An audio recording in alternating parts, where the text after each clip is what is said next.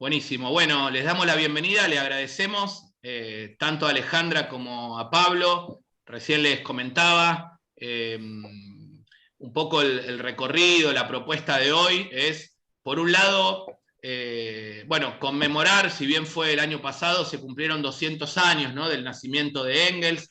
Decíamos, un maldito, e incluso un ninguneado dentro de la academia, ¿no? Prácticamente, salvo escasas excepciones, no se lee a Engels en las universidades, y hay que decirlo, tampoco se lee en profundidad ni se lo estudia en las izquierdas o dentro de las corrientes ideológicas y políticas, ¿no? En general es un personaje conocido más en la clave de el compañero de Marx, ¿no? Decíamos, alguien que supo escribir junto con él textos fundamentales como pueden ser el Manifiesto Comunista, la ideología alemana, la Sagrada Familia, también que supo ordenar y sistematizar buena parte del Capital. Ese Capital que hoy leemos es una obra inconclusa, ¿no?, salvo en muy pequeña parte que llegó a publicar en Vida Marx, y Engels se tomó el trabajo, como un conocedor profundo, primero de la letra de Marx, era una letra prácticamente ilegible, y en segundo lugar, por el conocimiento en profundidad de lo que implicaba la crítica de la economía política, y porque de alguna manera el Capital es una obra escrita casi a cuatro manos, ¿no? Es una obra construida en función de un diálogo, de una interlocución, y no solo un sostenimiento económico por parte de Engels, ¿no? Marx, si se abocó durante tantos años a esa obra monumental y a otros materiales, pudo ser por el acompañamiento, la constancia y el sostén, diría, afectivo, económico, pero también teórico y político de Engels. Entonces, traer al presente a Engels, poder dialogar y recuperar algunos aportes que son quizás hoy más contemporáneos que en aquel entonces, ¿no? Porque en aquel entonces, por ejemplo, problematizar la cuestión del patriarcado, el tema ecológico, ¿no?, la contaminación ambiental, ni siquiera estaba muy explorado, no diría en el marxismo, en general en las corrientes críticas, ¿no? O de cuestionamiento, ¿no?, de lo que implicaba la modernidad, el desarrollo en una clave productiva del capitalismo a escala global y sobre todo en las periferias. Entonces, ciertos temas que Engels supo anticipar o se animó a profundizar, hoy cobran una enorme relevancia, ¿no? Bueno, ni que hablar el vínculo entre violencia y política, hoy los acontecimientos que se viven a escala global, ¿no?, el problema de la relación entre guerra, crisis, revolución, contrarrevolución, esa visión descarnada y realista de la dinámica de la lucha de clases y también las metamorfosis y la transformación que va sufriendo el capitalismo en el plano de la explotación, pero también en las formas de opresión y de dominio. Bueno, Engels tiene mucho hoy todavía para compartirnos. Así que, bueno, recién los presentaba, vuelvo a hacerlo.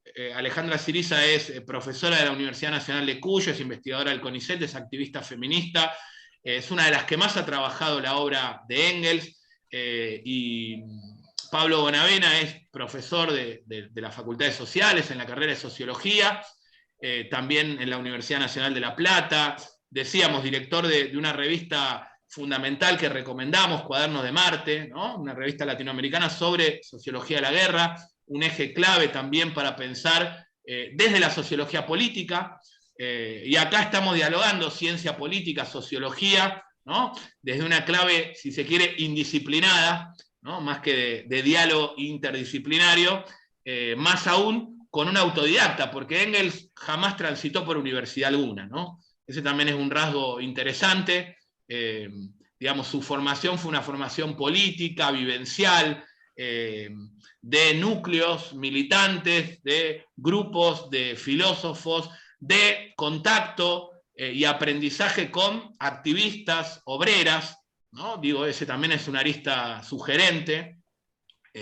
Así que, sin más, yo les paso la palabra a Alejandra y a Pablo como para que nos compartan un poco por qué hoy releer a Engels, qué tiene para aportarnos en este contexto, su obra, ¿no?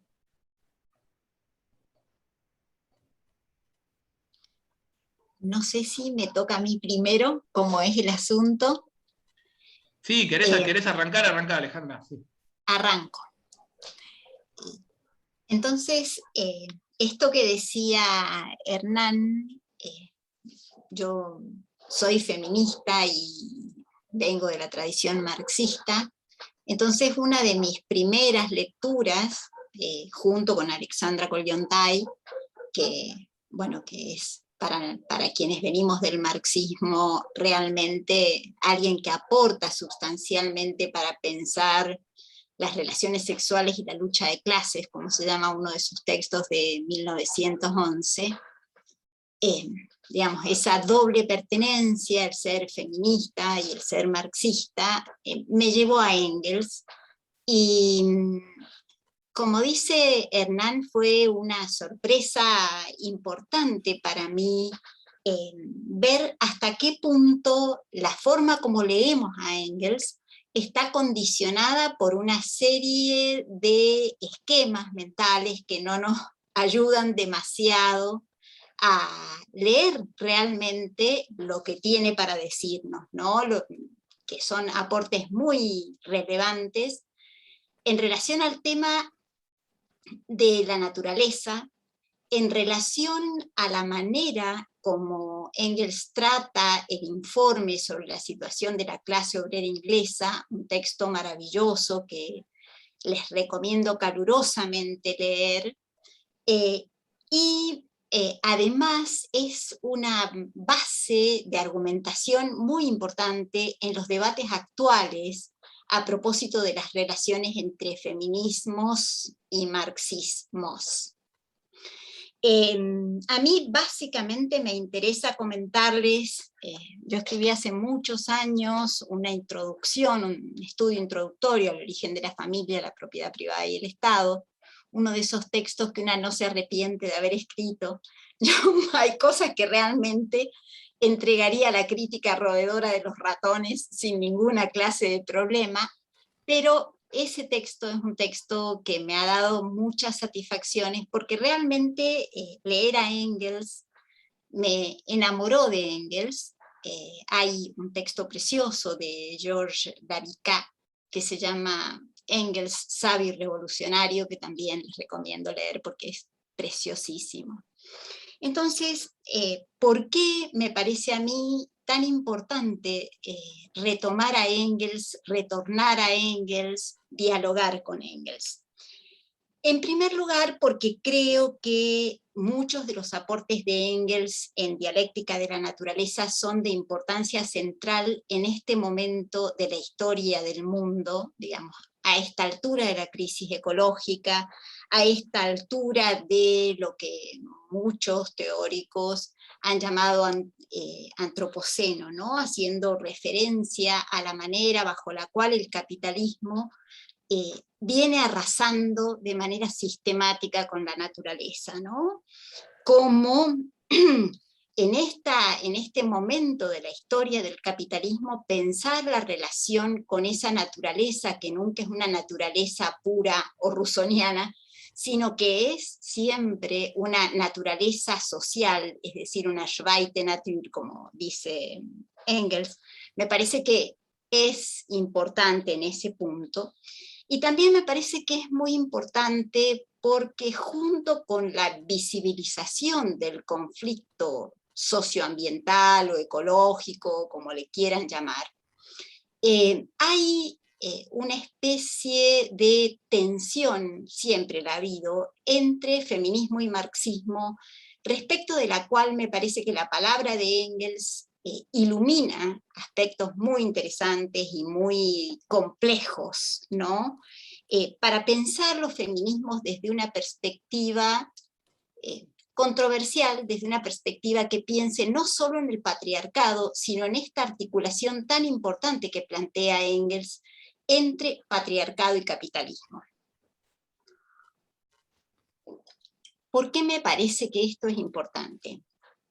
Porque creo que en este momento hay una preocupación muy fuerte dentro de los feminismos en un problema que ha devenido de alguna manera el problema central, como si no hubiese otros problemas, que es el problema identitario. Entonces me parece que en ese sentido, alguien que piensa las relaciones entre economía, política y cultura, como lo hace Engels, aporta una iluminación que saca esta tendencia a pensar los problemas como si fueran solo problemas culturales o problemas identitarios o problemas de deseo o problemas de libertad. Engels tiene la capacidad de poner en cuestión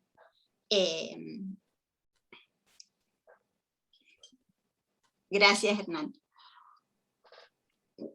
de poner en cuestión un nudo que a mí me parece un nudo central, que es la relación entre capitalismo y patriarcado, y al mismo tiempo también me parece que es importante retomar este nudo, porque las formas de relacionamiento entre feminismos y marxismos están muy marcadas por la hegemonía de las versiones dominantes de los feminismos, que son por una parte el feminismo liberal, es decir, la lucha por derechos individuales, y por otra parte, digamos, las experiencias como los feminismos radicals, bajo el modelo hegemónico del feminismo estadounidense, ¿no? Creo también que es muy importante en este momento retomar los aportes de Engels en un momento de internacionalización de los movimientos feministas y en un momento en el cual se han desplegado una serie de resistencias que tienen que ver con esto del avance del capitalismo sobre la naturaleza y tienen que ver con el proceso de mercantilización de las relaciones entre los seres humanos. A mí me parece que, digamos, estamos de alguna manera obligados a intentar un diálogo entre pasado y presente. Pensar un poco cuáles fueron las condiciones de escritura de ese libro, que es El origen de la familia, la propiedad privada y el Estado, que tiene muchas limitaciones que tienen que ver con el momento histórico en el que fue escrito, pero que al mismo tiempo ilumina los problemas del presente. Es decir, siempre cuando leemos un texto, lo interrogamos inevitablemente desde nuestro presente, desde los problemas que tenemos hoy, desde los problemas que buscamos responder hoy.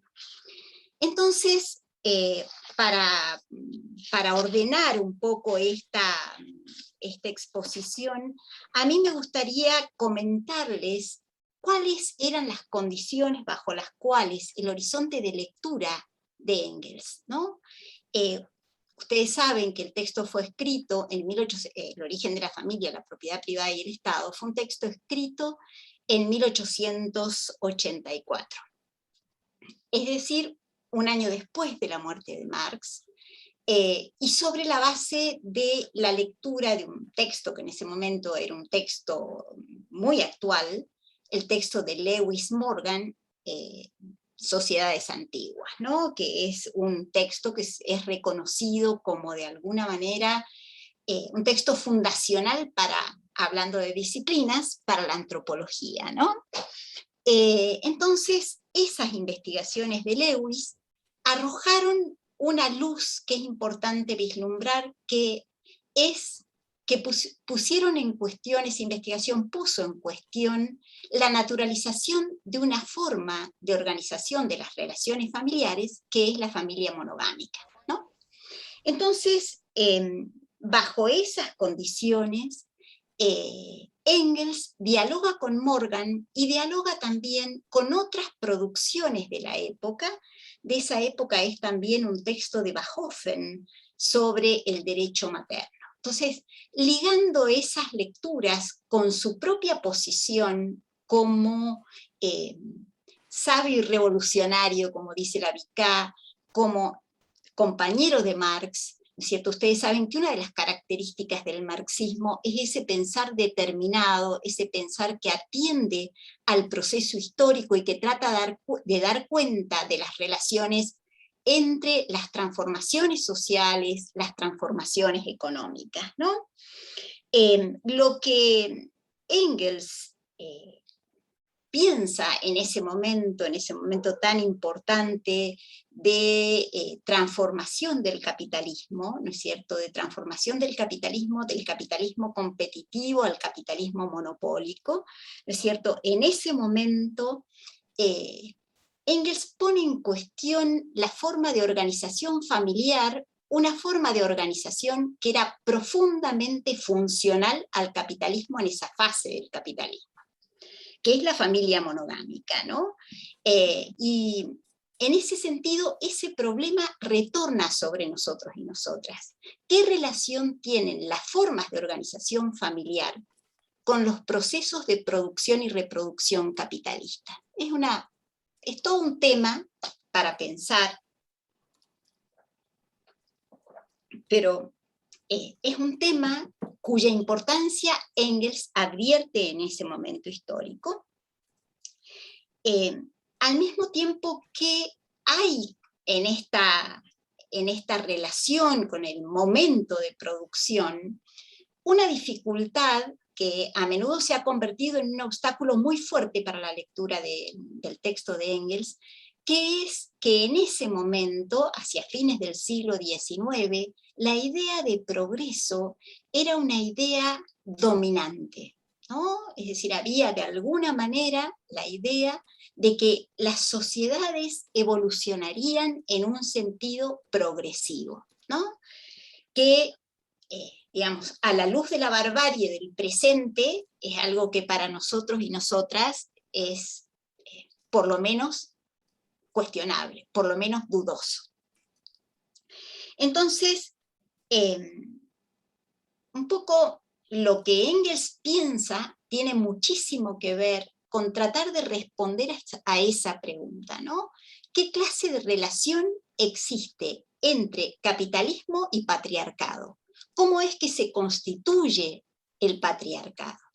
Entonces, para Engels, digamos, Engels, a partir de algunas hipótesis de Bachofen, lo que responde es que el derrocamiento del derecho materno fue la gran derrota histórica de las mujeres, porque a partir de ese momento las formas de organización familiar se articulan profundamente con la economía, porque es un momento en el cual los hombres, los varones, ¿no es cierto?, se convierten en propietarios en una sociedad que puede producir excedentes. Esa conversión de los varones en propietarios los coloca en un lugar de dominio respecto de las mujeres. Y aquí a mí me parece que es muy interesante pensar en un señalamiento de Engels que a menudo en las versiones actuales de la noción de patriarcado desaparecen, ¿no? Engels advierte que el patriarcado no solo está organizado sobre la base del control de las capacidades reproductivas de las mujeres con el objetivo de garantizar la paternidad de los hijos que van a heredar la propiedad del varón propietario, sino que advierte otra cosa que es muy importante y que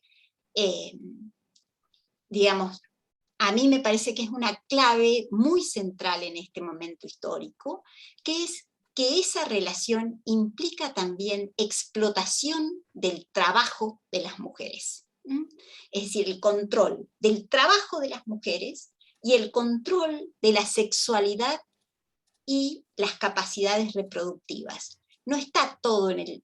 A ver, porque a menudo se piensa como si para Engels solo hubiera el trabajo, pero no se trata solo del trabajo, se trata del trabajo y de la sexualidad para controlar, ¿no es cierto?, que esos hijos sean realmente hijos del varón propietario. Entonces, esto implica pensar en ese proceso como un proceso de triunfo de la propiedad privada sobre la propiedad comunal. Y este asunto no es un detalle menor, ¿no es cierto? Porque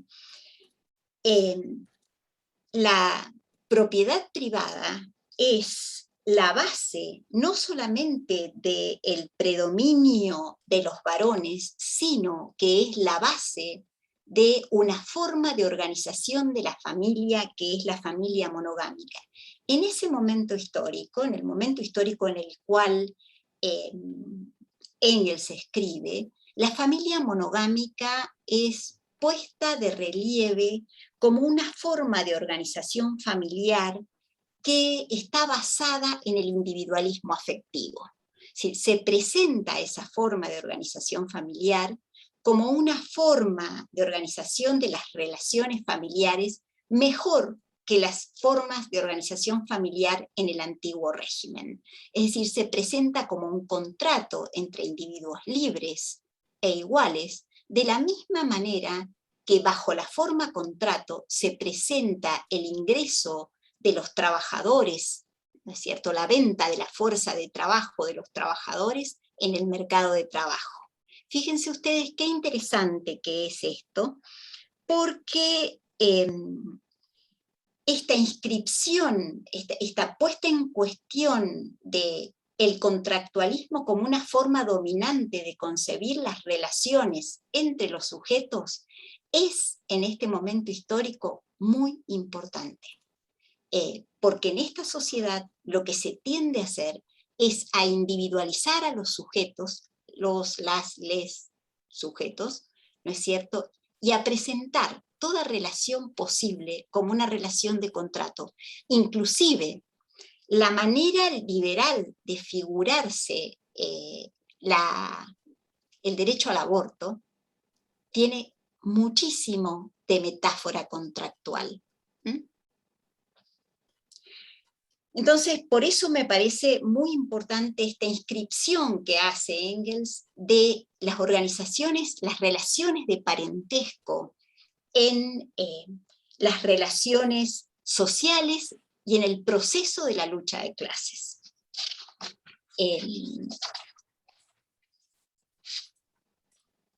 Esta crítica al contractualismo tiene que ver, ¿no es cierto?, con la homología, con la semejanza estructural entre el contrato de trabajo y el contrato de matrimonio.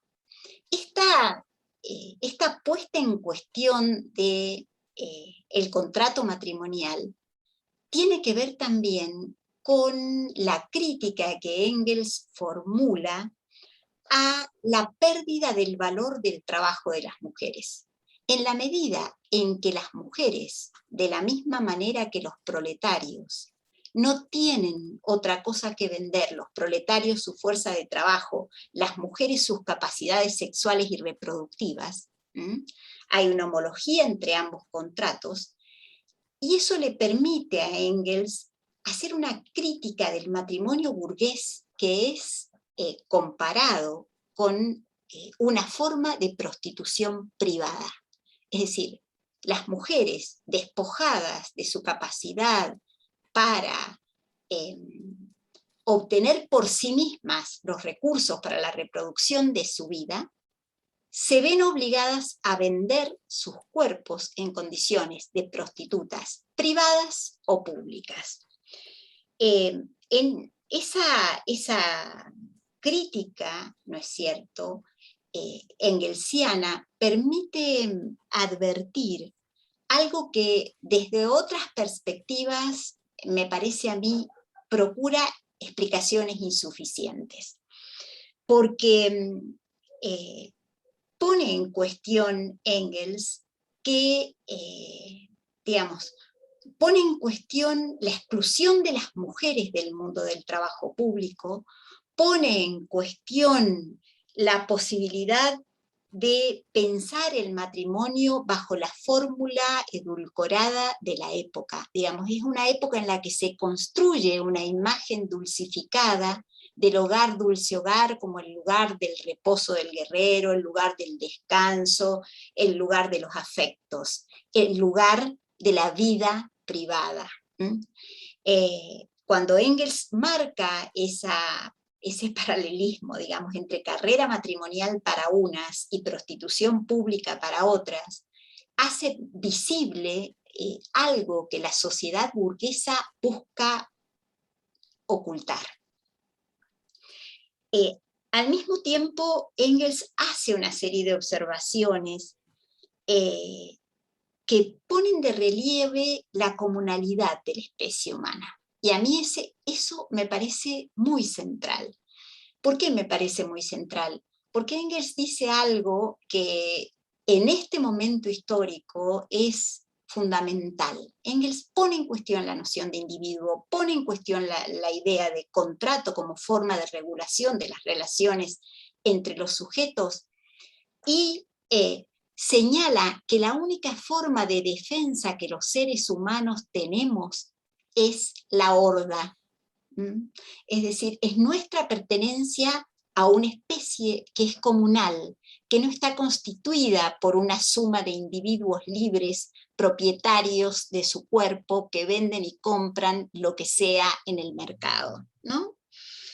Y esto me parece muy, muy fuerte, muy interesante, al mismo tiempo que una vez que Engels ha desplegado todos estos elementos que son interesantísimos, lo que dice Engels en el famoso capítulo 9, que es lo que la mayor parte de la gente lee del origen de la familia, la propiedad privada y el Estado, lo que Engels dice, propone como la emancipación de las mujeres, es la incorporación de las mujeres al mundo del trabajo público y además la transformación del trabajo doméstico privado en una industria pública.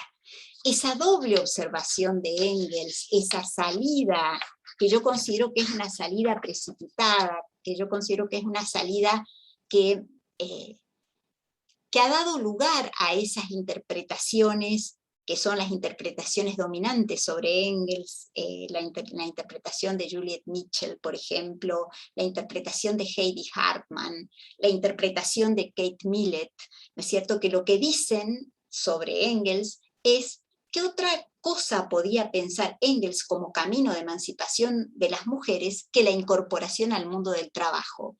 Y esta incorporación al mundo del trabajo muestra que en definitiva el marxismo carece de herramientas conceptuales para pensar la especificidad del problema de las mujeres. Porque de alguna manera, ¿no es cierto?, esta forma de leer la emancipación implicaría, ¿no es cierto?, que el patriarcado podría ser reducido al conflicto de clase. Y yo creo que ahí hay una dificultad, pero también está el problema de leer un texto como El origen de la familia, la propiedad privada y el Estado, de leer un pedazo del texto, por decirlo de una manera muy grosera, ¿no? Porque en realidad Engels señala algo que en mi perspectiva es muy importante para hacer otra lectura de Engels, otra lectura posible de Engels, que es que él dice textualmente que no habrá emancipación, lo voy a leer porque me parece que vale la pena, sino cuando exista una generación de hombres y mujeres capaces de construir otras relaciones, no solo en el trabajo, sino en el amor, relaciones desmercantilizadas entre sujetos que no se hubiesen visto obligados a comprar ni a vender sexo. Fíjense ustedes qué interesante que es esto, porque implica pensar de otra manera la libertad sexual, ¿no es cierto? E implica pensar que es necesario avanzar en la desmercantilización, no solo en el mundo del trabajo, sino también en el mundo de las relaciones afectivas. Esta especie de llamada de atención de Engels sobre la necesidad para la emancipación de las mujeres, de la desmercantilización de las relaciones entre los seres humanos, en este momento me parece muy importante. Y me parece muy importante esta atención al mundo de la reproducción y esta atención a la desmercantilización de las relaciones entre los seres humanos, porque ilumina, digamos, mucho más complejamente el problema de qué sucede con el trabajo de reproducción de la vida. Digamos, lo que Engels indica como camino posible de solución de esto es la comunalización del trabajo de reproducción de la vida. Y esto es muy importante porque ya en los años 70 y en este momento en el cual el trabajo de cuidado adquiere muchísima relevancia, las soluciones que se suelen pensar van en dirección a la salarización del trabajo de reproducción de la vida. Es cierto, ustedes saben que desde los años 70 hay una discusión muy intensa sobre el tema del salario para el ama de casa, ¿no? Y yo creo que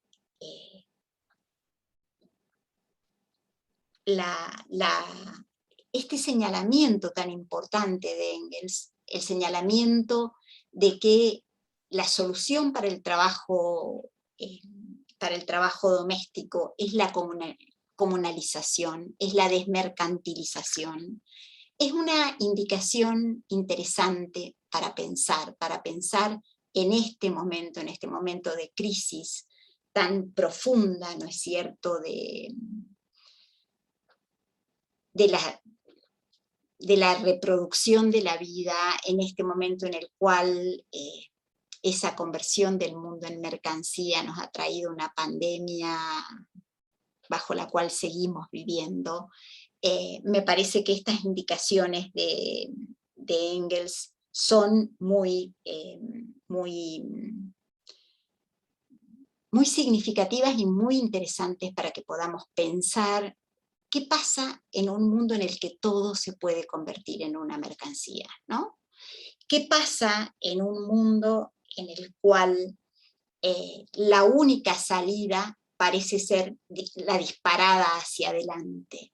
Entonces me parece que las ligazones que Engels va estableciendo entre producción y reproducción, entre organización del capitalismo y organización del patriarcado, que están vinculados pero que son parcialmente diferentes, porque Engels va trazando una historia de cómo han ido variando las articulaciones entre los modos de producción y las organizaciones del parentesco. Me parece que además de esa historización del patriarcado, esa articulación entre patriarcado y capitalismo, otro de los elementos valiosísimos en este momento histórico para pensar a Engels, para recuperar a Engels, es esta apuesta a la comunalización de la vida, ¿no? Esta idea de que la solución tiene muchísimo que ver con la recuperación de formas comunitarias de organización de la vida, porque hacia el final del texto, hacia el final del origen de la familia, la propiedad privada y el Estado, Engels recupera una cita de Morgan diciendo que la sociedad que vendrá debe recuperar de una manera más avanzada, en una sociedad socialista, ¿no es cierto?, la forma de organización comunitaria de la vida social. Y a mí me parece que muchos de estos elementos han sido retomados por teóricas feministas, y muchos de estos elementos son centrales para pensar en este momento en el cual, por una parte, hay experiencias de comunalización de la vida, como son las experiencias políticas de las compañeras en Kurdistán, por ejemplo, ¿no es cierto? Y al mismo tiempo recuperar algunas críticas de la mercantilización que tienen su raíz en el texto engelsiano y que han sido recuperadas por pensadoras tan interesantes como Adrienne Rich. Me parece que esto es muy importante en un momento en el cual se presenta como un aspecto casi emancipatorio por ejemplo, la maternidad subrogada, ¿no? Creo que esta mercantilización del cuerpo es un aspecto sobre el cual es necesario pensar, y creo que Engels es una herramienta fundamental en este sentido, así como también su atención a nuestro carácter de seres sociales y naturales. Y en ese sentido, me parece que una autora que se sigue reconociendo marxista como Donna Haraway tiene cosas interesantes para decirnos. Bueno, muchas gracias. Muchísimas gracias, Alejandra. Muy interesante todo lo que nos compartiste y sobre todo contemporáneo, vigente, actual, ¿no? Urgente de debatir en estos tiempos, ¿no? De crisis y también de apuestas emancipatorias como las que mencionabas. Le damos la palabra a Pablo, entonces también le agradecemos, al igual que a vos, por bueno, la predisposición a estar aquí convidándonos a algunas reflexiones en torno a Engels.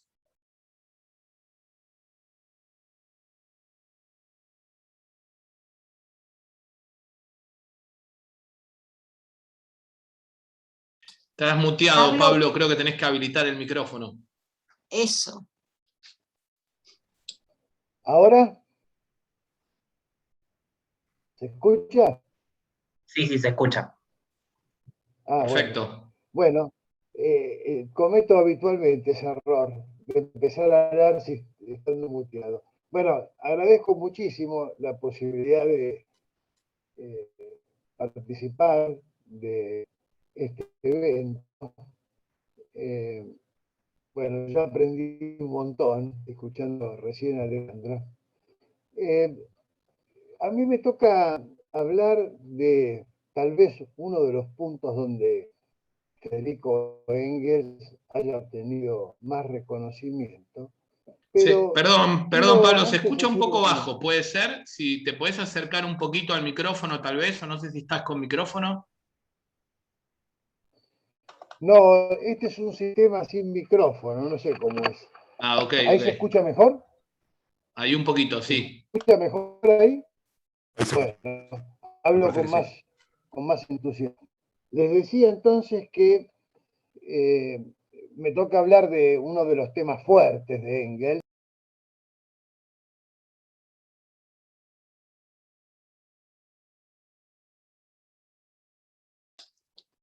Pablo, te volviste a mutear, perdón. Ahí va, a ver. Ahora, ¿sí? ¿Se escucha? Sí. Sí. Bueno, recién no toqué nada, no sé por qué se muteó, pero bueno, misterio. No, les decía que me toca hablar de uno de los temas fuertes de Engels, pero antes quisiera hacer una pequeña aclaración. Si bien existió, por lo menos en muchos puntos, una división del trabajo de Marx y Engels, no es que Marx le encargaba tareas a Engels, aunque también lo hacía, los dos lo hacían uno con el otro, sino que después en la reelaboración de esas investigaciones más peculiares o más específicas de cada uno, participaban ambos. Entonces, todo lo que uno puede rastrear en relación a Engels con el tema que me toca hablar a mí acá, por supuesto fue retomado por Marx, pero no se detuvo simplemente en poner sobre la mesa un cúmulo importantísimo de investigación y de lecturas, Engels, sino que además trabajó y siguió y, en fin, participó activamente de esa mezcla, de ese procesamiento. Con lo cual, por lo menos desde mi comprensión, quiero decir que yo siempre que hablo de Marx, hablo de Engels. Y cuando hablo de Engels también hablo de Marx. Resulta sumamente difícil suponer que allí uno pueda desagregar. Hecha aclaración, yo justamente me concentro, les decía, en el tema que tal vez le haya dado más, por lo menos durante tiempo, ¿no? Durante un tiempo, le haya dado más trascendencia o resonancia a Engels, incluso fuera del marxismo.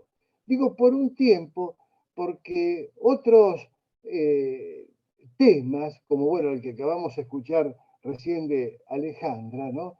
Lo volvieron a reposicionar, de ciertos desarrollos también de las ciencias, llamémosle físico-naturales, lo mismo.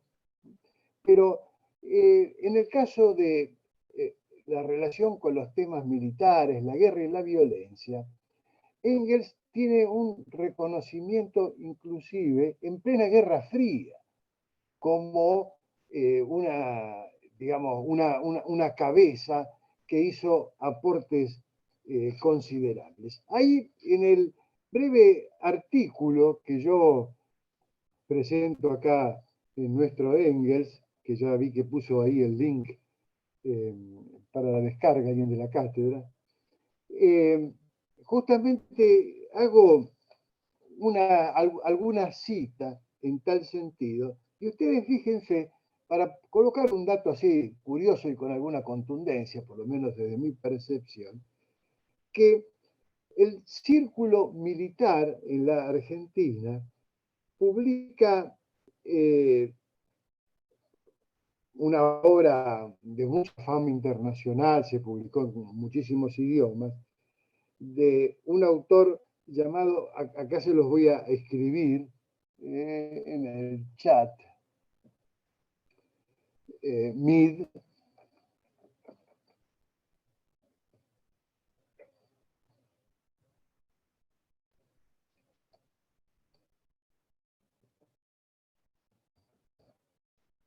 ahí se los escribí, Mead Earle, un libro muy famoso que se llama Los creadores de la estrategia moderna, que fue editado en la Argentina por el Círculo Militar en el año 68, y que no duda en colocar esa obra a partir de un artículo de un especialista también de muchísimo reconocimiento que se llama Neumann, Sigmund Neumann, a Engels como uno de los creadores de la estrategia moderna. Y además el crítico militar más importante, dice, del siglo XIX. Así que, ya les digo, sería realmente fácil encontrar montones de sentencias o de este perfil, reivindicando la potencia de Engels como un especialista en temas militares sumamente prestigioso.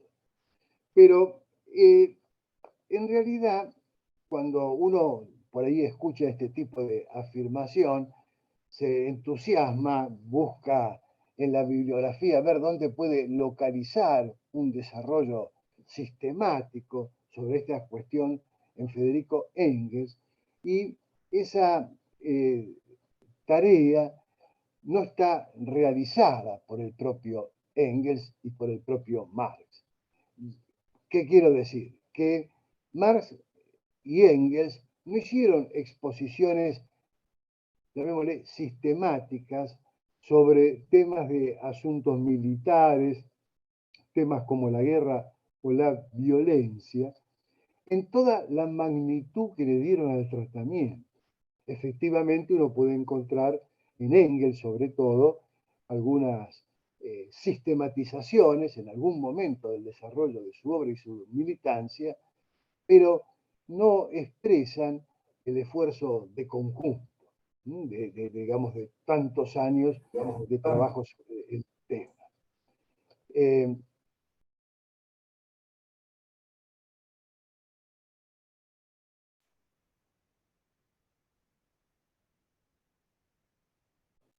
¿Se había muteado?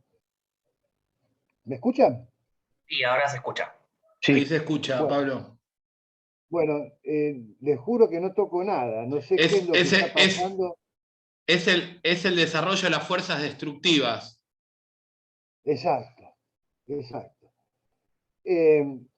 Les decía entonces, no sé si se llegó a escuchar, que no hay una exposición sistemática, si bien hay retazos sistematizados de todo lo que ocupó como temática en Marx y Engels, ¿no? La cuestión de la guerra, la violencia y los asuntos militares.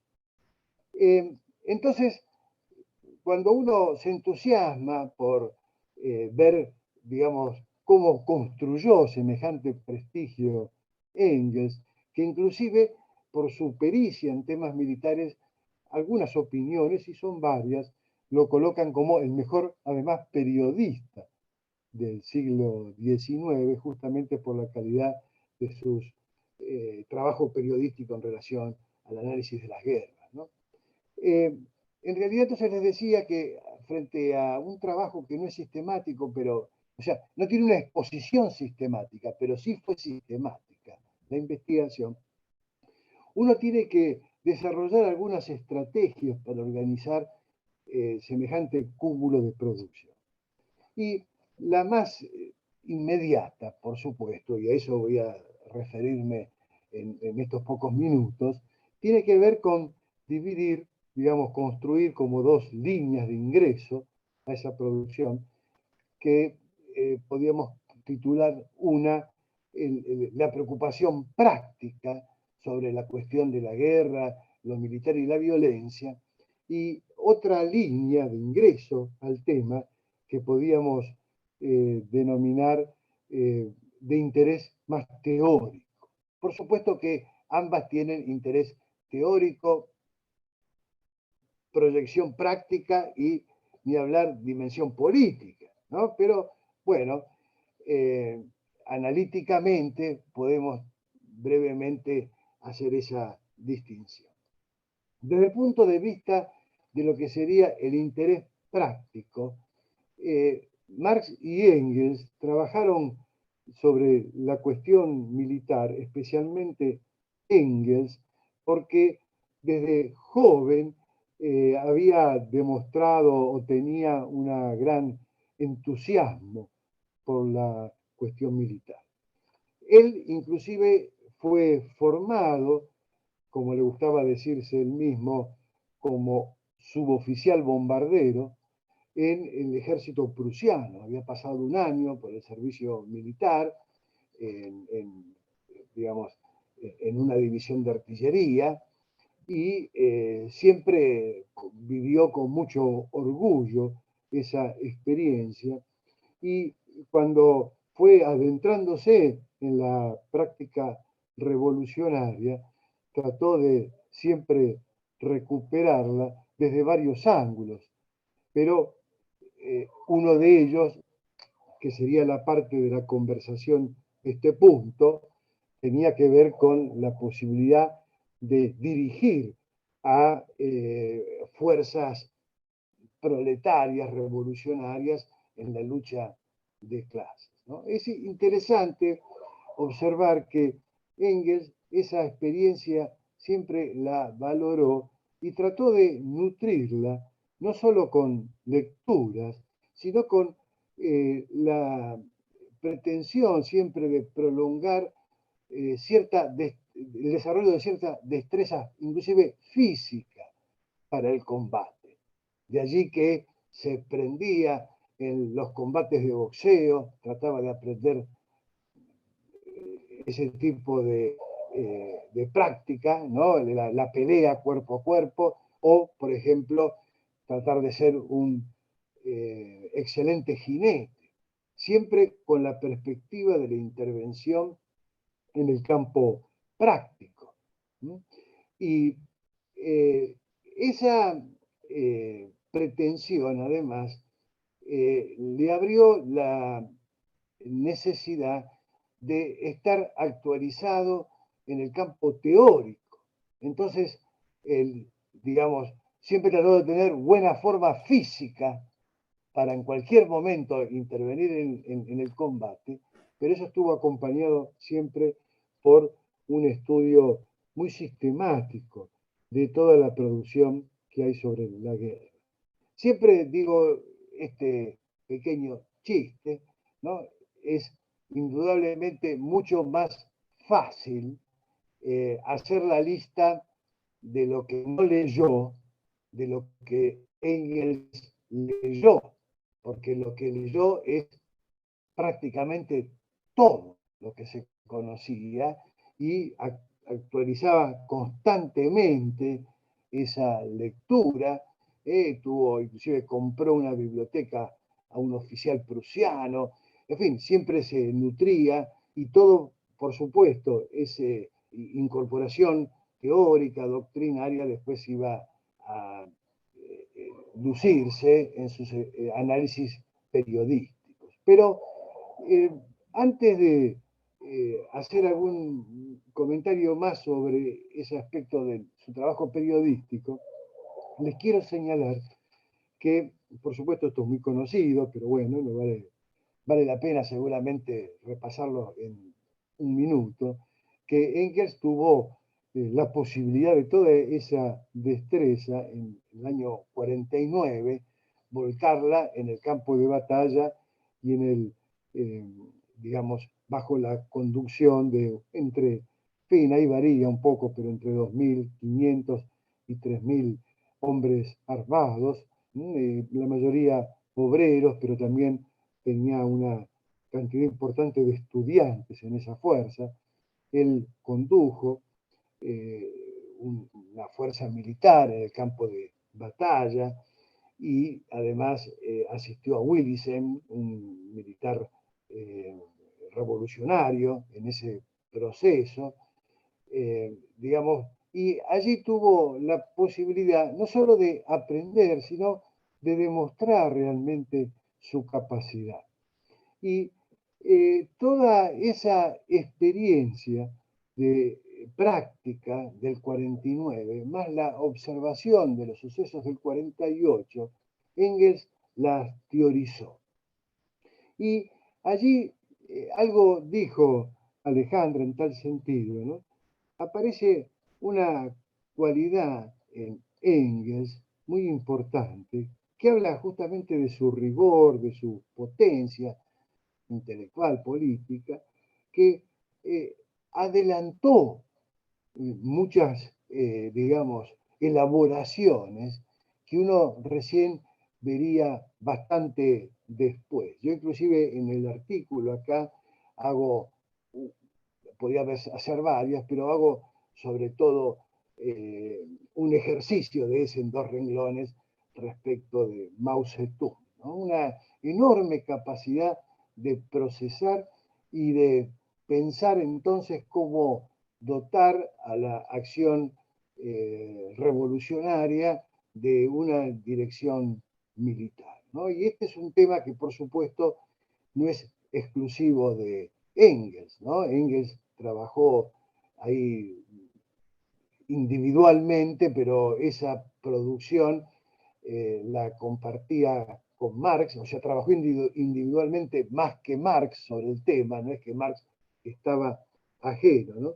Y bueno, esta idea de cómo hacer la guerra revolucionaria, entonces, es una de las, digamos, de las líneas que lo llevó a esa íntima vinculación a Engels con la cuestión del asunto militar, la violencia y la guerra, y en gran parte esa producción sobre el 48 y 49 le dio una enorme proyección, inclusive hacia el siglo XX, ¿no? Y son uno de los antecedentes que justifican justamente considerarlo uno de los creadores de la estrategia moderna y compartir, bueno, ese espacio, como en este libro de Mead que le cité, junto a pocos apellidos.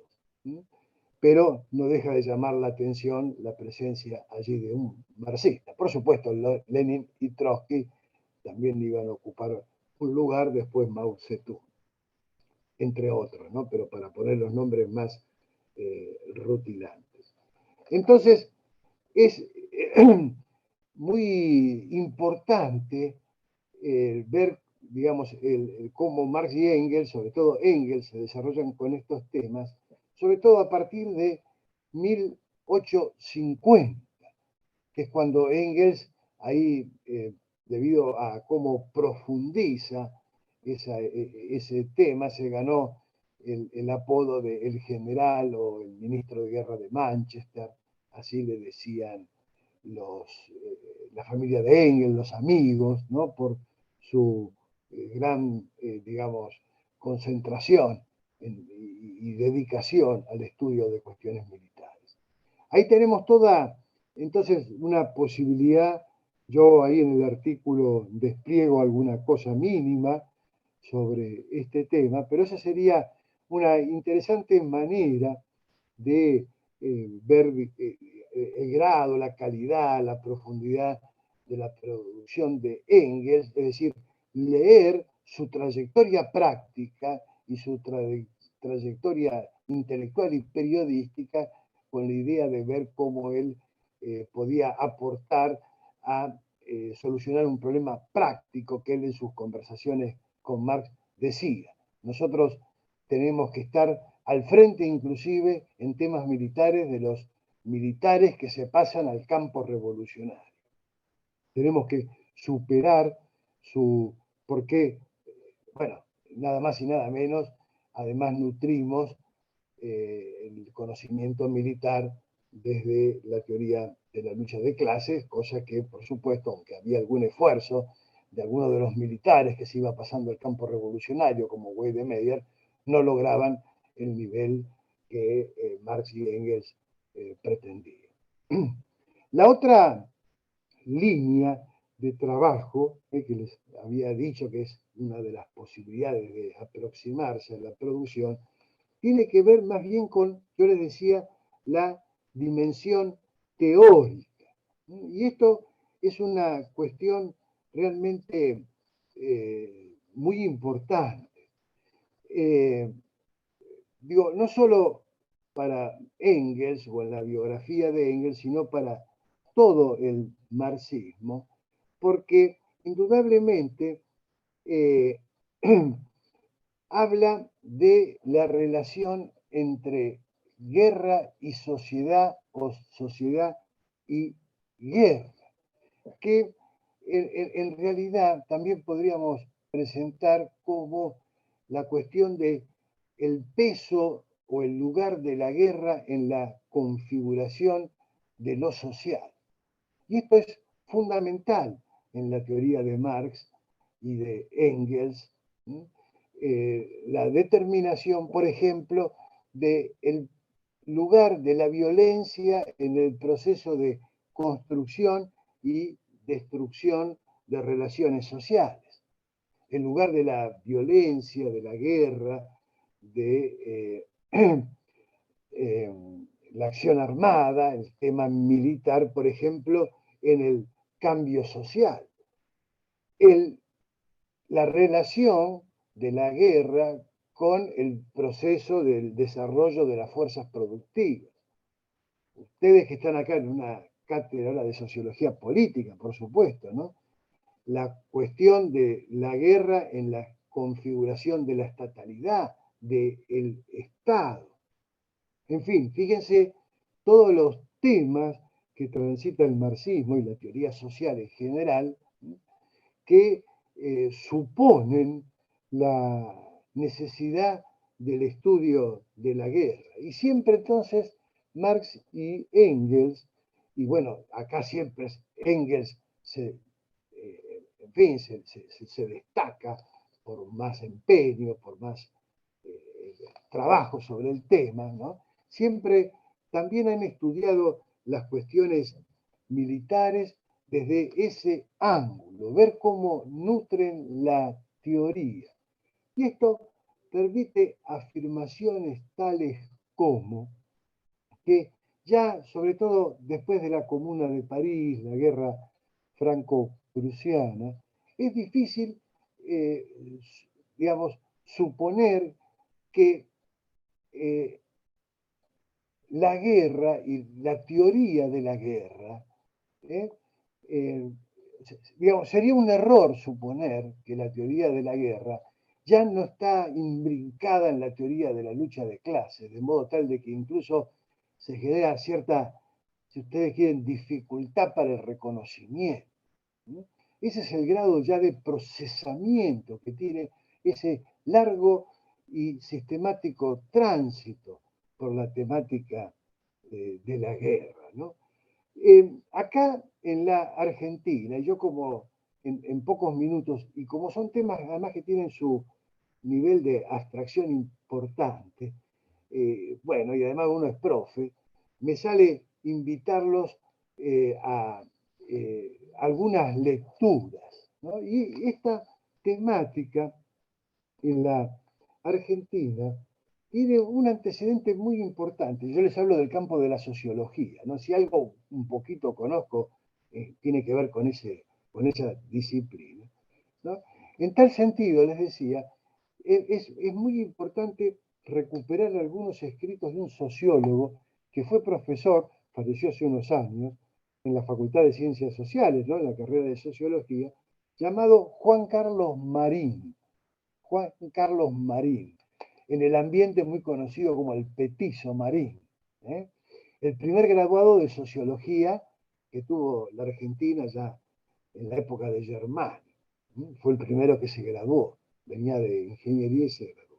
Y él tiene indudablemente una trayectoria en localizar justamente cómo la teoría de la guerra, el conocimiento sobre lo militar, va a ser parte, digamos, integrante de la teoría de la lucha de clases.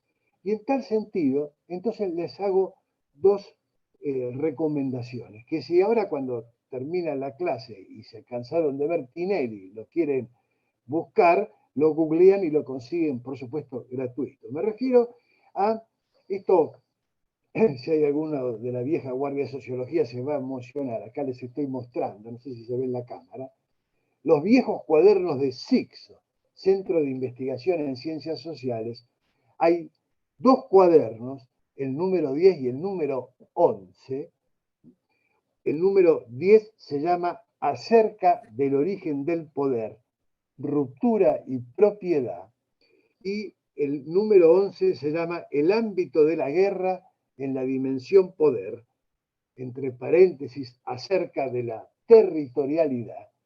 Estos dos cuadernos justamente tienen una lectura basada en los Grundrisse, en los borradores de El Capital, no exclusivamente, pero van a encontrar una selección de párrafos en tal sentido, donde aparece una de las teoremas o de las tesis fundamentales de Marx y Engels que tienen que ver con justamente el reconocimiento del peso de la guerra en la configuración social, ¿no? Entonces, simplemente les leo dos rengloncitos de, en este caso, el cuaderno 11 de Juan Carlos Marín. Ahí pueden recorrer, ya les decía, este tema. Fíjense esta afirmación, por ejemplo, ¿no? Lo social es el resultado de la articulación entre producción y guerra, ¿no? Y ahí aparece el papel de la guerra en la fundación de lo social. Y por eso la importancia de estudiar la guerra. Por ejemplo, Marx y Engels, y alguna cita creo que hay en el artículo, van a señalar que el ámbito de la guerra, o sea, los asuntos militares, por ejemplo, prefiguran lo social. Gran parte de lo que uno ve extendido socialmente, primero está ahí presente en la actividad guerrera, en la guerra, que además es la que funda lo social. Esta, por supuesto, es una afirmación que merece ser profundizada y que, por ejemplo, tomaba una enorme significación en el debate del siglo XIX contra el contractualismo y contra la mirada de Hobbes, por ejemplo, ¿no? Y otro tipo de enfoque, en fin, ahora no hay mucho tiempo, pero después si hay alguna pregunta, en todo caso voy a hacer alguna consideración. Pero eso lo retomo ahora en un segundito. ¿Qué les quiero señalar entonces? Que el estudio de la guerra prefigura lo social. ¿No? O sea, vale la pena, es indispensable porque prefigura lo social. Es una fuente de teoría, pero para el análisis del funcionamiento social, todo. Este tipo de afirmación tan fuerte, ¿no? No deja de, a mí siempre, conmoverme. Ustedes que estudian, entre otras cosas, el Estado, bueno, todo el peso de lo social, perdón, de la guerra en la configuración del Estado, ¿no? Ahí, bueno, el peso de la revolución militar, ¿no? Todas las teorías sobre la revolución militar en la conformación del capitalismo. Este tipo de planteo tiene antecedentes en el marxismo y dentro de él, entonces, Engels siempre, en todo caso, inclusive va un paso adelante de Marx, aunque es fastidioso decir esto porque en definitiva la producción es de conjunto. Ustedes fíjense que Engels y el desarrollo de esa capacidad inclusive lo llevó a hacer muchas proyecciones y varias de esas proyecciones tienen que ver con el desenlace de las guerras y sus consecuencias sociales. Retomo lo que les había dicho, cuando uno recorre sus trabajos periodísticos, por supuesto, y conoce qué decía el ambiente profesional inclusive, mientras esos conflictos se desplegaban, uno se emociona también viendo esa capacidad de adelantarse a muchos análisis, que bueno, ya lo hemos visto en el campo del feminismo, en la intervención de Alejandra, yo hice alguna relación en eso hace un momento, y también en esta capacidad, ¿no?, de proyectar justamente el tema de la guerra, sus desenlaces y lo porvenir, ¿no?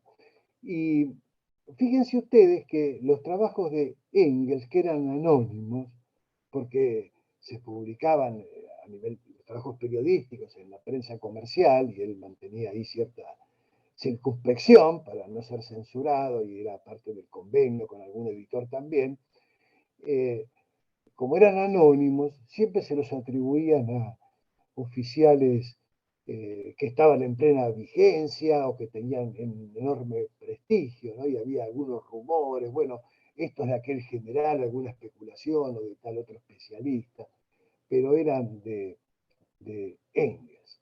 Para cerrar, y bueno, después en todo caso si hay preguntas, lo que les quiero señalar es que no solo vale la pena recorrer la relación de Engels y Marx con las cuestiones militares, la violencia y la guerra desde el punto de vista de la necesidad de fundamentar las prácticas revolucionarias. En definitiva, la revolución es una guerra, y ahí, con esa afirmación tan famosa, justamente subyace, ¿no?, una concepción sobre la violencia en la construcción y destrucción de relaciones sociales. Yo ya les di una localización bibliográfica en Juan Carlos Marín, pero ustedes conocerán el capítulo 24 del tomo primero, todo el debate sobre la acumulación originaria en tal sentido, y aquella proposición tan fuerte, ¿no?, que dice que la violencia es la partera de la historia, o aquella que dice primero fue la guerra, después lo social, ¿no? Estoy recuperando algunas proposiciones justamente de la teoría de Marx y de Engels. Entonces, en fin,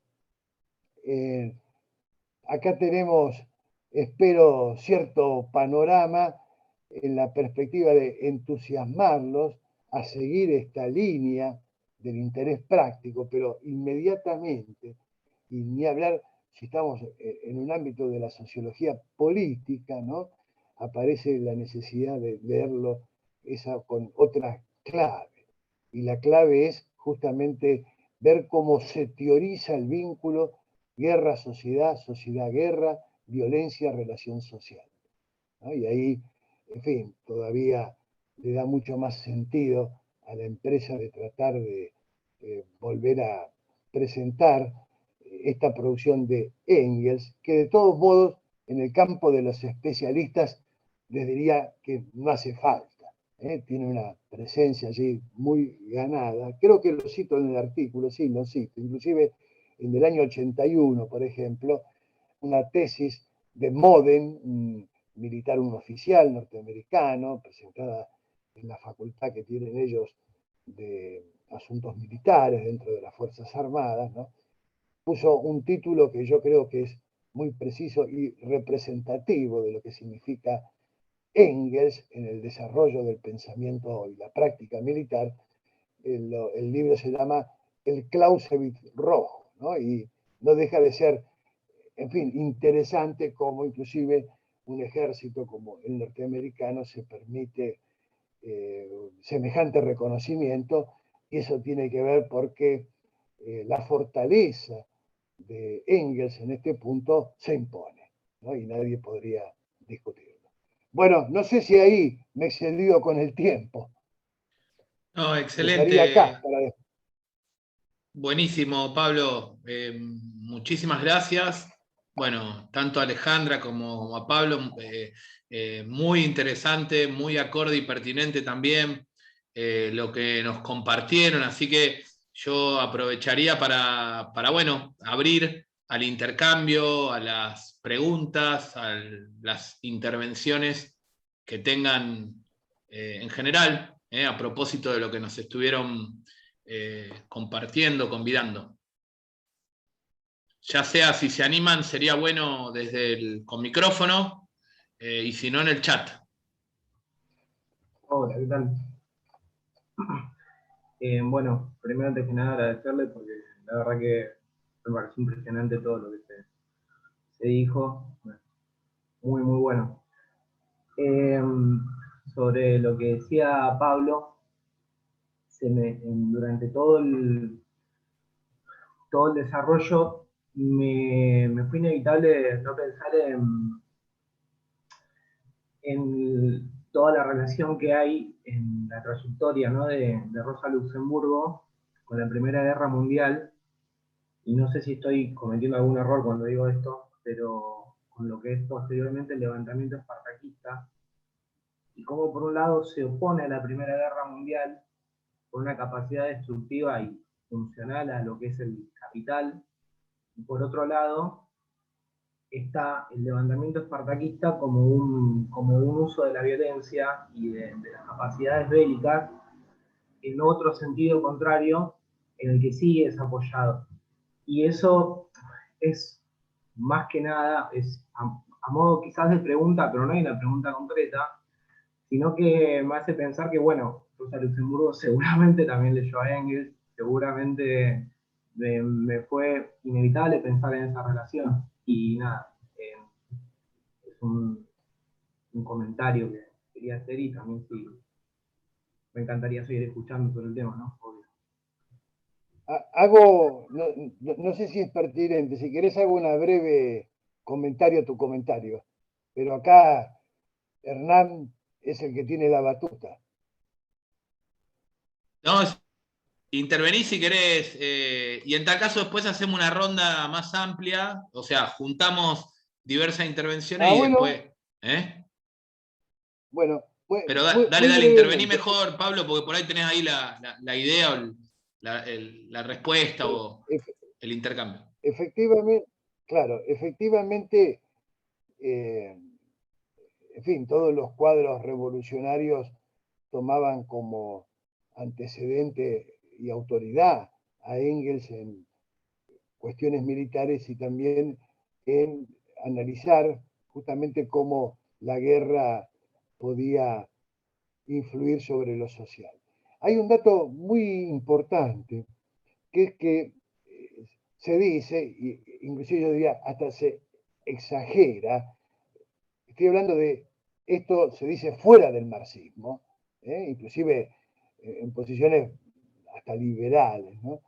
Que una de las virtudes de Engels es que dibujó la silueta, ahí hay bibliografía citada en tal sentido en el artículo de nuestro Engels, la silueta no solo de la Primera Guerra Mundial, sino incluso de la Segunda. Es decir, que incluso se adelantó respecto de la época y de los cuadros militares. Ahí es muy interesante contrastar su pensamiento con el de Moltke sobre el afamado general prusiano, sobre la guerra en los Estados Unidos, ¿no? Bueno, esta idea de que él es un teórico de la guerra total antes de que los propios participantes y conductores de la guerra total tomaban conciencia de que estaban en ese, en ese nivel de desarrollo de la guerra. Uno de los temas interesantes es que Engels lo señala, diciendo algo así como, yo lo resumo brutalmente, ¿no? Hacen una guerra, pero la piensan de otra manera.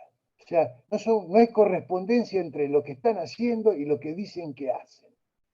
Y lo convoca a un proceso de toma de conciencia que recién se va a generalizar en la Primera Guerra Mundial. Ahí está el texto también citado en el artículo de las llamadas palabras proféticas, así le dice Engels, y el título del artículo en la publicación juega con eso, ¿no? Yo le puse ahí, creo que el general y el profeta, porque efectivamente tenía la capacidad digamos, de pronosticar el desenvolvimiento de la futura guerra. ¿Y esto por qué es importante señalarlo? Porque la tendencia general era considerar que el siglo XX era el siglo de la paz. Inclusive así el primer día de 1900, así se inaugura el siglo, la exposición, inmediatamente la exposición en París, ¿no? Que iba el año, perdón, el siglo de la paz, no se proyectaba la guerra, ¿no? Sino que se proyectaba un siglo pacífico. Y contra esa perspectiva, la voz de Engels es prácticamente solitaria. Por eso, dentro del campo del marxismo, se estaba advertida sobre el advenimiento de la guerra. Y por supuesto, allí aparecieron distintas consignas y distintos cursos de acción que, bueno, por supuesto, Rosa Luxemburgo, en fin, todos los cuadros del marxismo intervinieron y, bueno, finalmente en el 17, ¿no? El proceso revolucionario ruso. Pero lo que quiero señalar es que no solo en Engels uno encuentra este pronóstico, a contrapelo, por ejemplo, de toda la sociología más o menos dominante en la época, ¿no? Sino que, en fin, además aparece la conexión tematizada ya en Engels entre la guerra y la revolución. Ya desde el año 48, Marx y Engels, digamos, suben a su agenda de temas de reflexión y de investigación esta cuestión, ¿no?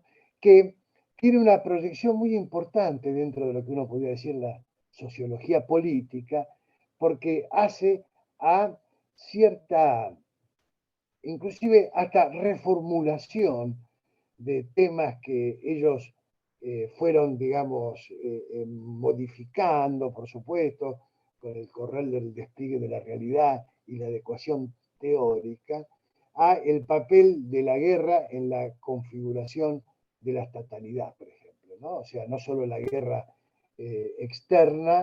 interna, la guerra de clases y el Estado como expresión de la guerra de clases, sino inclusive el Estado visto en su configuración con la guerra entre otros estados, o sea, la guerra interna y la guerra externa, diría Rousseau, la guerra, o sea, el estado del poder interior y el estado del poder exterior en la configuración estatal, ¿no? Eso es un tema que fue creciendo, pero que si ustedes quieren, los gérmenes ya se vislumbran allá por la lectura de los sucesos, sobre todo el 48, ¿no? Ahí donde empieza. Bueno, perdón, sí se hizo un poco largo. Gracias. Alejandra, no sé si querés comentar algo en torno también a Rosa Luxemburgo, a lo que surgió, también otra, ¿no? Otra referencia ineludible, y luego sí le damos la palabra a Sole y a Juan que habían pedido intervenir. Me parece que es interesantísimo pensar en las diferentes herencias de la tradición engelsiana, ¿no? Porque de eso se trataba para Rosa, de discutir con la forma bajo la cual la socialdemocracia alemana leía a Engels. Digamos, ella hace una lectura totalmente diferente de la tradición marxista, recuperando la idea de revolución, poniendo en cuestión que Engels, lo que ha sido llamado el testamento de Engels, ¿no? Que el testamento de Engels fuera efectivamente el que Bernstein y los reformistas proponían como la herencia engelsiana, digamos.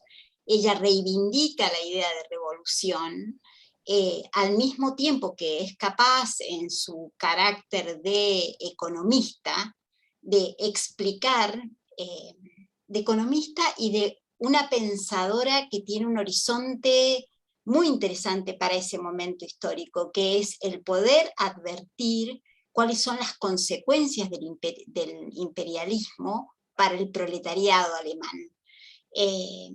Creo que realmente en ese sentido Rosa es una buena heredera del general, porque sabe, digamos, en qué sentido la violencia de la burguesía puede ser exterminadora para el proletariado, al mismo tiempo que la violencia revolucionaria es la violencia capaz de generar una sociedad diferente, una sociedad, ella lo dice de una manera muy clara, es socialismo o barbarie. Entonces, creo que en ese sentido es una heredera de Engels, indudablemente, y de Engels y de Marx, por supuesto, de esa dupla maravillosa que no nos deja de asombrar. Bueno, genial.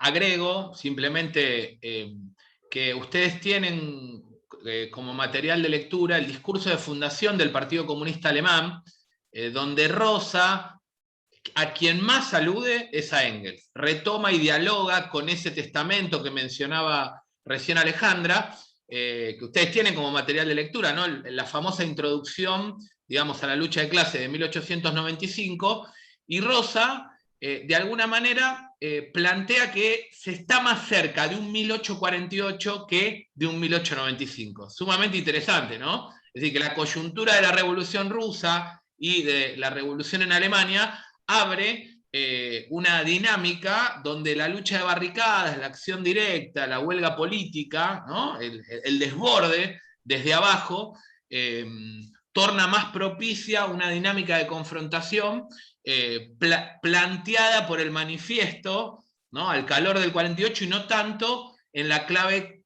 tal cual decía Alejandra, de el viejo Engels matizado, ¿no? Traducido por Bernstein en una clave gradualista, ¿no? de la construcción pacífica parlamentaria, ¿no? Entonces es interesante, por un lado, en ese plano, cómo recupera Engels, y al mismo tiempo, digo, en el plano este de violencia, revolución, incluso revolución de la mayoría, porque, digamos, en Rosa también hay una crítica al jacobinismo o al blanquismo, al igual que en el viejo Engels, y a la vez una Rosa educadora popular, porque ella fue durante muchos años docente, educadora en una escuela de formación, de ese nexo con Morgan, ese nexo con las formas comunitarias de vida social que a Rosa tanto la apasionaban, y tenía un conocimiento muy profundo de la realidad de nuestra América, ¿no? Es decir, de las formas comunitarias de vida social pasadas y contemporáneas. Para quienes le interese la introducción a la economía política, es un borrador de sus apuntes de clase, nunca los llega a publicar, pero son sumamente interesantes porque más de la mitad de esos borradores aluden a formas comunitarias de vida, a dinámicas, digamos, de reproducción, donde no prima la propiedad privada. Y ahí ella define el capitalismo en una clave magistral. Dice, el capitalismo es la inseguridad de la existencia social. Fíjense qué interesante, ¿no? Y qué actual para pensar la precariedad de la vida. Bueno, pero le paso la palabra a Sole y después a Juan. Hacemos una ronda de intervenciones también por una cuestión de tiempo, si hay alguien más, y luego retoman Pablo y Alejandra. Hola, ¿qué tal? Bueno, primero gracias, estuvo buenísimo todo de Alejandra. Leí un texto la primera materia que cursé de la carrera y fue como muy bueno sobre ciudadanía y mujeres. Y fue el único texto de la materia con perspectiva marxista que leí, me pareció como muy interesante. Primero como que tenía una duda más, o sea, me generó como un poco de esto el término prostitución pública, prostitución privada, y me llama la atención que hoy en día también para los movimientos feministas el debate del trabajo sexual es un debate de primer orden que lamentablemente a veces despierta inclusive violencias al interior del propio movimiento, ¿no? Sin ir más lejos, los talleres de los encuentros nacionales son los que discuten sobre trabajo sexual, lamentablemente a veces no terminan en conclusiones de lucha, sino más bien en momentos bastante tensos para los compañeros que desean ir a esos talleres a discutir y hablar de algo, y me preguntaba como más en términos más polémicos, digamos, cuál sería la posición, por así decirlo, de Engels con respecto al trabajo sexual y esto, pensar, digamos, que hoy este es un debate que divide aguas al interior de los feminismos, ya sea los feminismos populares o los feminismos más en términos generales. Y después con esto de los trabajos reproductivos de la vida, pensaba también, ¿no?, cómo la pandemia lo puso bastante de relieve porque se detuvieron todos los trabajos, digamos, hubo un momento donde literalmente la vida estuvo parada, pero esos trabajos de cuidado doméstico, del cuidado de la casa, del cuidado de los adultos mayores, no pararon en ningún momento.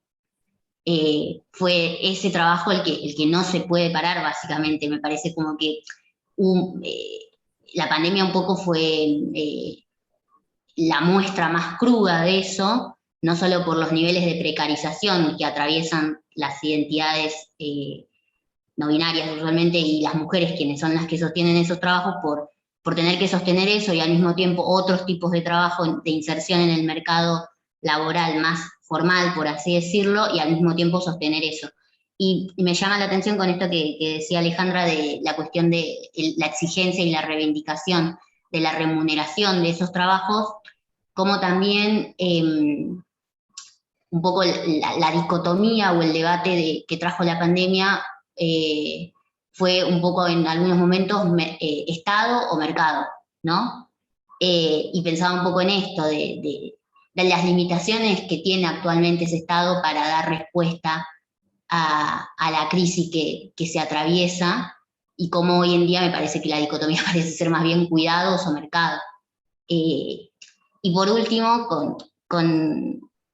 para como una pregunta también, que es algo que me genera preocupación más personal, muchas veces los movimientos feministas o en el grupo de amigas hablando de la cuestión de la monogamia y el amor romántico, ¿cómo se hace para no caer? Porque a veces, lamentablemente, que exagerar, pero con la crítica a la concepción de la familia monogámica se cae también en concepciones bastante liberales del amor, digamos, de la idea de la utilización de los cuerpos como eso, como cuerpos para usar, y lo efímero. Y nada, me preguntaba qué métodos se tienen que dar los movimientos feministas anticapitalistas para no caer en esa trampa, ¿no? Y poder ir desde un cuestionamiento más a la concepción monogámica de familia, criticando la propiedad y no a ir y caer en esas cosas. Nada, eso. Gracias.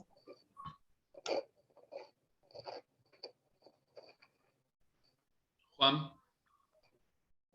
Buenas noches. Bueno, igual que Sole, extenderles el agradecimiento por la clase, que estuvo muy buena, y la exposición. La verdad que me hizo pensar un montón de cosas. En base a eso, hay dos principales que destaqué, y que se relacionan bastante con lo que expuso Alejandra.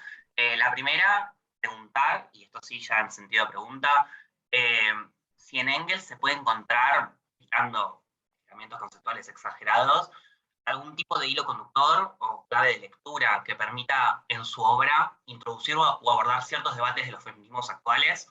Entre ellos digo visiones como las descoloniales, comunitarias, interseccionales, y todo este tipo de visiones que últimamente han tomado cierto protagonismo dentro del feminismo o de los feminismos. Digo, si hay alguna clave que nos permita a Engels visualizar esta cuestión y traerla a la actualidad. En segundo lugar, y también en cuanto a la exposición de Alejandra, sobre la posición de Engels y lo que se fue expresando sobre su obra, se me permitió pensar o elaboré propiamente en un sentido, y pido que me corrijan si me equivoco o si lo ven de otra forma, digo, la posibilidad que da el autor de revitalizar la observación de ciertas opresiones particulares que se destacan hoy día por los feminismos, si bien se encuadran en la lucha de clases y el desarrollo de las fuerzas capitalistas, las fuerzas productivas capitalistas, tienen estas particularidades, ¿no? Como la mercantilización de lo sexual, las relaciones de familia y las opresiones particulares que generan sobre las mujeres. Entonces, en base a eso, me llamó la atención y lo quería destacar porque me ha parecido que leyendo ciertas lecturas marxistas que tratan estos temas, existe un marxismo intransigente o doctrinario que plantea como una subordinación directa de toda opresión que pueda ser observada a la cuestión de la lucha de clases. Entonces, parece que esto es problemático porque agota toda discusión sobre opresiones en base a la lucha de clases. Digo, y teniendo en cuenta este planteamiento que se hace de Engels, que lo centra, digamos, y lo contextualiza en esta lucha de clases y desarrollo capitalista, me parece que permite pensar ciertas particularidades que ocurren con el género. Bueno, nada, esto que se borra la importancia de ciertas opresiones y que esa postura, vamos a llamarla intransigente, obtura muchos debates que pudieran darse y castiga la generación de debates en torno a eso. Eso sí. Bien, gracias Juan, gracias Sole. No sé si hay alguna otra intervención, pregunta, reflexión que quieran compartir.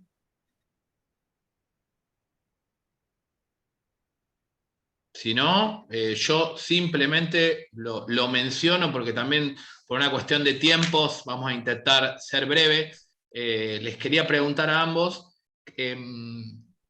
cómo impacta la experiencia de la Comuna de París en la reflexión en términos de la guerra, de la relación entre guerra, revolución, crisis, ¿no? Y en el caso de Alejandra, en la reflexión más en el plano del protagonismo de las mujeres. Al comienzo yo mencionaba a Louise Michel, pero también Elizabeth Dimitrieff, bueno, digamos una serie de referentas, paréntesis de Elizabeth Dimitrieff, que con 20 años se encuentra con Marx en Londres y le plantea la necesidad de que le dé más importancia a las formas comunitarias de vida social, delegada de la Internacional, que Marx inmediatamente insta a que vaya a la Comuna y luego tiene un protagonismo descollante en el proceso de la Comuna de París, ¿no? Es decir, una joven revolucionaria rusa que llega a tener un papel muy destacado, al igual que Louise Michel, habíamos dicho también maestra, poeta, revolucionaria, digamos, que luego incluso acompaña en Nueva Caledonia, allá en el exilio, la revuelta kanaka, ¿no? Indígena allí. Así que bueno, digo para mencionar dos referencias, tanto en el caso de Pablo, digamos, cómo se lee la experiencia de la Comuna de París, en el caso de Engels, pero quizás de Marx, como en el caso de Alejandra, también cómo impacta, qué reflexión podemos hacer desde el presente de ese proceso del que se cumplen 150 años. Y hacemos entonces una última ronda para que ustedes respondan y vamos cerrando también por los tiempos. Gracias por todo el intercambio.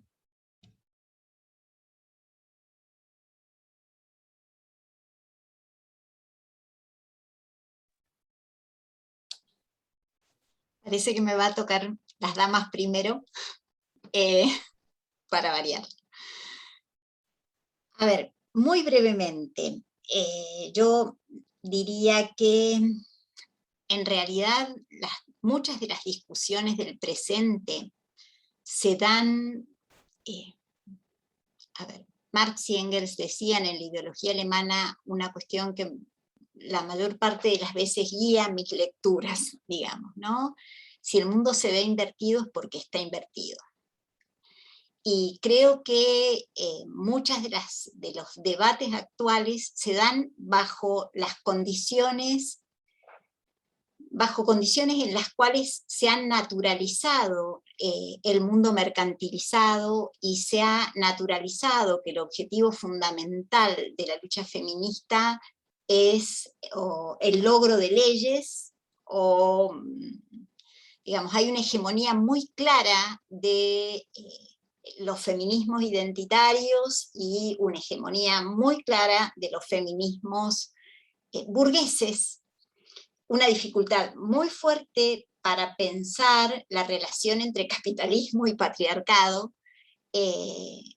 porque el problema de la economía, el problema de la transformación económica del último tiempo, está ausente de la mayor parte de las líneas de debate dentro del campo de los feminismos. Es decir, discutimos como si la discusión feminista fuese una discusión puramente cultural. Yo, en este sentido, bueno, por venir de la tradición marxista, no tengo acuerdo, pero básicamente creo que esa ausencia de una perspectiva que permita ver esa articulación, me parece que termina reduciendo las discusiones a discusiones acerca de la ley, ¿no? En el caso de la prostitución es muy claro, el eje de la discusión es reglamentarismo, antirreglamentarismo, ¿no es cierto? O bien sos abolicionista o bien sos reglamentarista, y creo que el problema no pasa por el asunto de la ley, ni pasa por el asunto de la autodenominación. Yo no soy quien para indicarles a las compañeras cómo se tienen que autodenominar, porque para muchas compañeras el autodenominarse trabajadoras sexuales es un acto de dignidad. Entonces yo no puedo, en ese sentido, hacer una intervención sobre la forma como las compañeras se autodenominan, pero sí pensar que en esta fase del capitalismo todo se ha convertido en mercancía, todo se ha convertido en terreno de valorización del capital.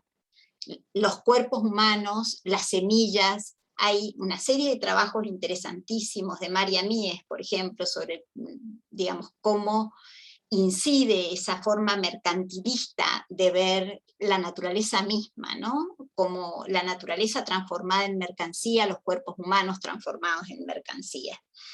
Entonces te diría que para mí la discusión sobre el tema prostitución no pasa por reglamentarismo versus abolicionismo, sino que pasa por una crítica radical de esa articulación feroz entre capitalismo y patriarcado que convierte los cuerpos humanos, las células humanas en mercancía.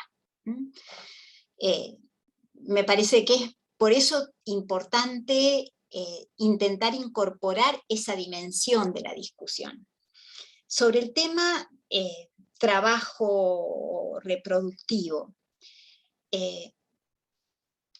hace de esto muchos años, cuando cuando la discusión sobre el salario para el ama de casa ocupaba un lugar central, de manera no casual hacia inicios de los años 70, hay un texto muy interesante de Ernest Mandel sobre el capitalismo que muestra cómo el capitalismo va transformando digamos, cómo es necesario cada vez más la salarización, porque hay un proceso de mercantilización de los insumos necesarios para la vida. Lo que antes formaba parte, digamos, del proceso de reproducción de la vida, a partir de determinada fase del capitalismo avanzado, ¿no es cierto?, se convierte en una mercancía que hay que comprar, y por eso hay más lugares para las mujeres en el mercado de trabajo. Yo lo que diría sobre esto es que Es más, Angela Davis hace una crítica muy importante a esta idea de un salario para el ama de casa, diciendo que la liberación, digamos, la emancipación de las esclavas no terminó en la conquista de una nueva dignidad, sino en la venta del trabajo doméstico como único destino posible para las antiguas esclavas. Entonces, a mí me parece que la salarización no es claramente una respuesta, que sí hay que poner el freno de mano a la locomotora del capitalismo, y creo que la solución es una mejor distribución del trabajo de reproducción de la vida y no la mercantilización tal como en estas condiciones históricas avanza cada vez más, porque entre otras cosas uno de los problemas más serios que tenemos, que es, digamos, la obesidad mórbida, que se ha convertido en un problema de salud, no en un problema de estéticas, sino en un problema de salud a nivel mundial, tiene muchísimo que ver con la idea, ¿no es cierto?, de la industria de la comida chatarra, que va a terminar con la humanidad misma, al paso que vamos. Entonces, creo que sí es necesario recuperar formas de comunalidad, mejores formas de distribución del trabajo doméstico, porque si hay algo en lo cual yo creo que las feministas de los años 70 estaban equivocadas, es en la idea de creer que nos íbamos a poder emancipar del trabajo de reproducción de la propia vida. El tema es que en lugar de emanciparnos, tenemos que hacernos cargo de su intrínseca necesidad. Eso por una parte, y por otra parte, a mí me parece que la salarización del trabajo reproductivo tiene un riesgo enorme, que es que ese trabajo, por más que tengamos una retórica de lo maravilloso de las trabajadoras esenciales, habrán escuchado hablar de las trabajadoras esenciales durante esta pandemia, la apología de las trabajadoras esenciales. Pero la apología de las trabajadoras esenciales no ha mejorado las condiciones de vida de la mayor parte de las mujeres que hacen ese trabajo a cambio de un salario. Entonces a mí me parece que lo que hay que hacer es dar la vuelta, digamos. No es posible el feminismo sin socialismo, y el capitalismo solo conduce a la barbarie. En ese sentido, digamos, tengo una posición muy luxemburguiana. Eso por una parte, y por otra parte respecto de los feminismos comunitarios y descoloniales. Creo que es necesario pensar las formas de articulación con otras tradiciones. Creo que los feminismos comunitarios arraigan en tradiciones que no proceden, no son occidentales, ¿no? Y creo que el eurocentrismo como perspectiva es una perspectiva que tenemos como tatuada en la piel, porque nadie puede saltar por encima de la forma como ha sido formada. En mi caso, yo he sido formada como una persona occidentalizada. Hay un montón de cosas que me cuesta muchísimo entender, que me parece importantísimo entender, y me parece importantísimo porque tenemos muchísimo que aprender de esas otras formas de pensar la vida. Pero creo que muchas veces, no tanto en los feminismos comunitarios, como sí en los descoloniales, hay una dificultad muy fuerte para entablar un diálogo con el marxismo, ¿no? Porque la idea que tienen del marxismo es la idea del marxismo como una tradición eurocéntrica que hay que tirar a la basura junto con otro montón de tradiciones eurocéntricas. Y a mí me parece que es muy importante intentar un diálogo que nos permita entender por qué una revuelta como la revuelta de los Andes Centrales de 1781 fue una revuelta y no una revolución en términos burgueses. Entonces, me parece que es muy complejo, me parece que necesitamos revisar nuestra propia historia, me parece que necesitamos revisar nuestras propias prácticas, pero me parece que el marxismo sigue siendo una herramienta muy importante para interpretar y para transformar el mundo. Y sobre el tema de las mujeres y los procesos revolucionarios, también muy rápido, porque son las 9 de la noche y supongo que ya nos están odiando de manera consistente. Entre otras cosas me he quedado sin mi clase de danza, les cuento, cosa que me entristece mucho. A ver, Engels siempre supo, Marx siempre supo que las mujeres tenían un enorme potencial revolucionario. Entre otras cosas porque Engels no hubiese podido escribir nunca ese informe sobre la situación de la clase obrera inglesa si no hubiera tenido relación con dos interesantísimas proletarias. Hay una película preciosa que se llama El joven Marx, que vale la pena ver, sobre la relación con Lizzie y Mary Barnes. Creo que en ese sentido, digamos, los viejos marxistas son mucho menos sexistas y mucho menos conservadores. Y probablemente Engels haya sido muchísimo menos conservador que Marx en muchísimas cosas, entre otras cosas en su maravilloso sentido del humor. Creo que tenían una visión de la potencia revolucionaria de las proletarias muy intensa, muy fuerte y muy ligada no solamente a su condición de teóricos del movimiento obrero, sino a su condición de grandes organizadores de la Primera y la Segunda Internacional, y de cuánta experiencia organizativa les estuviera a tiro. Así es que me parece que realmente en ese sentido la experiencia de la comuna fue central para ambos, para Engels y para Marx, y también la experiencia de ver el desempeño de las compañeras, de las mujeres en las barricadas. Así es que, bueno, eso.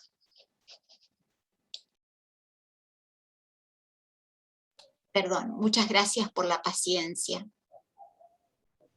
No, a vos, Alejandra, y bueno, ahí disculpas por la pérdida de la danza. Si no puedo bailar, no quiero ser parte de tu revolución, decía Emma Goldman, así que esperemos que puedas recuperarlo en unos días. Bueno, le pasamos la palabra a Pablo, y ya para ir cerrando. Un minuto. Por supuesto que la Comuna de París generó un enorme impacto también en Marx y en Engels, especialmente la derrota de la Comuna. En tal sentido, allí se reactualiza esto que había parecido todavía un poco balbuciante, que tiene que ver con la relación entre guerra y revolución, que en este caso se reedita como guerra o tensión entre las nacionales y las tareas de clase. Indudablemente, ambos han mostrado, digamos, un impacto traumático por el desenlace de la experiencia de la Comuna, que de alguna manera uno puede decir ese impacto tiñó gran parte del campo revolucionario, y Marx y Engels no fueron ajenos a ese impacto. Eso requiere alguna argumentación larga, simplemente lo dejo como, en fin, estímulo para que alguien por ahí quiera transitarlo. Pero un texto como el Guerra de Guerrillas de Lenin, yo diría bien engelsiano, justamente en gran parte, que es de 1906, si no mal recuerdo, hasta las de la noche, en gran parte procura recuperar digamos, y superar la situación traumática que generó esa experiencia.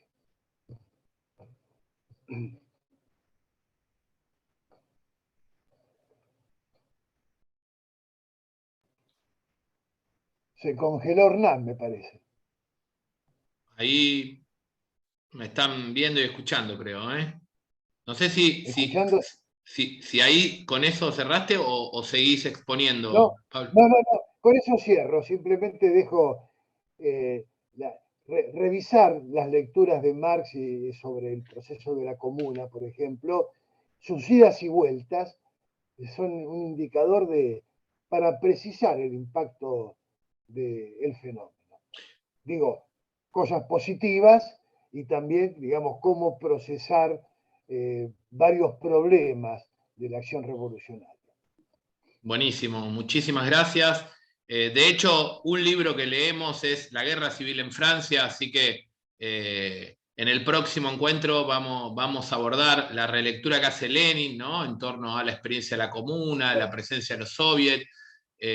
Vamos también a reflexionar en torno a Gramsci, a Rosa Luxemburgo, cómo relee en ese momento que es clave, ¿no? Pensemos que en el caso de Rosa, que también se la mencionó, nace en 1871, es decir, nace en el mismo momento que se está desplegando la experiencia de la Comuna de París, ¿no? Y Engels, y Lenin nace ahí en 1870, es decir, casi en plena guerra franco-prusiana. Digo, para entender un poco el contexto de esa nueva generación revolucionaria, digamos, que aprende, que reflexiona, que se forma, incluso en diálogo casi directo con Engels, sobre todo. Rosa hasta asiste a un congreso que no la dejan entrar para variar, pero que dentro estaba Engels, ¿no? Un congreso de la Segunda Internacional, y ahí hay un cruce que podríamos imaginarnos, ¿no? En una clave más diferida.